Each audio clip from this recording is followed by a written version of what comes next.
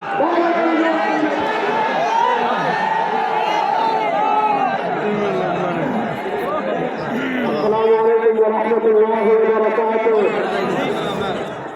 এই জনসমুদ্র থেকে আমরা প্রথমে বার্তা দিতে চাই, 2024-এর জুলাই আগস্টের গণবিপ্লবের পর অনেক আপনারা মুক্তি দিচ্ছেন।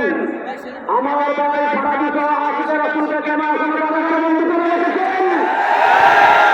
বাংলাদেশের সাধারণ রাসূল নিশ্চিত যতজন আহত রাসূলকে কারাগারে বন্ধ করে রেখেছেন, অতি শীঘ্রই তাদেরকে মুক্তিদান করতে হবে।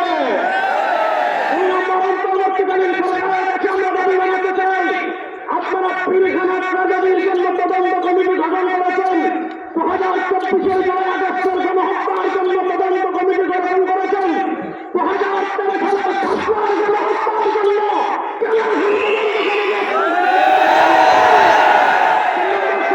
আমি শেষ করছি। আমরা এই তদন্ত কমিটি বাতিল, আমরা এই কমিটি মানি না ইনশাআল্লাহ। পরিষ্কার রাখা গেলে একজন মুসলমান বাংলাদেশে জীবিত থাকতে এই মাননীতি আমরা বাস্তবায়ন করতে দেব না, তবে না ইনশাআল্লাহ।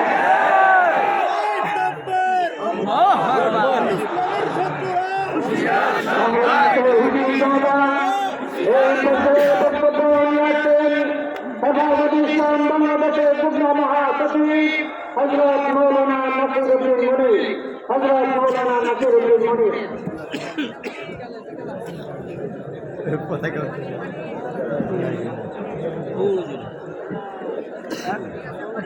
إن الحمد لله كما ينبغي لجلال وجهه সংগ্রামী উপস্থিতি বক্তব্য অনেক হয়েছে।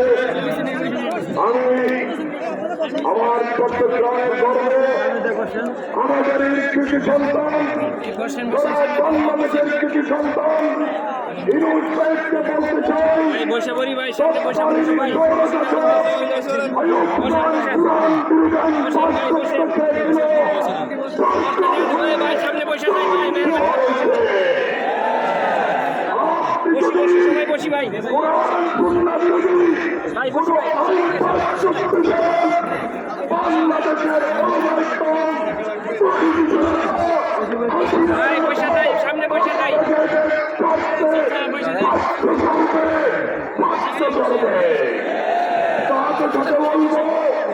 অনেক আলোচনা হয়েছে, অনেক হাজার হাজার মামলা প্রত্যাহার হয়েছে।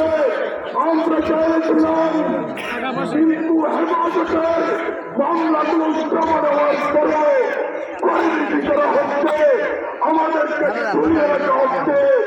আগামী 1 মাসের মধ্যে প্রত্যাহার করতে হবে, সাথে সাথে সর্বশ্রেষ্ঠতা